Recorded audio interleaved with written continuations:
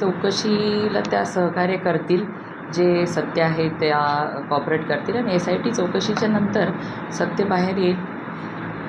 कोण जे दोषी असेल त्यांना त्यांच्यावर कडक कारवाई करण्यात येईल. बघा, त्याबद्दल मी काही जास्त बोलू शकत नाही. तो त्यांचा पक्षाचा प्रश्न आहे. एकनाथ शिंदे असतील यांची सुद्धा चौकशी करावी अशी मागणी अंजली दमाने यांनी सुद्धा केलेली आहे.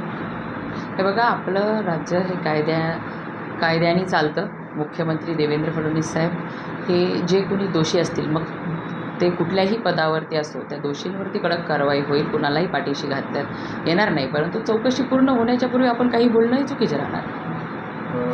एक्सप्रेसवेवर, पुणे मुंबई हायवेवर अनेकदा ओव्हर स्पीडिंगमुळे अचानक कोणी थांबलं तर ॲक्सिडेंट्स होत असतात. पण ह्या सुप्रियाताईंच्या गाडीला झालेल्या घातपाताबद्दल मी काही आत्ता बोलू शकत नाही, कारण कोणत्या परिस्थितीमध्ये आणि कसा झाला हे मी आणखीन काही माहिती घेतलेली नाही.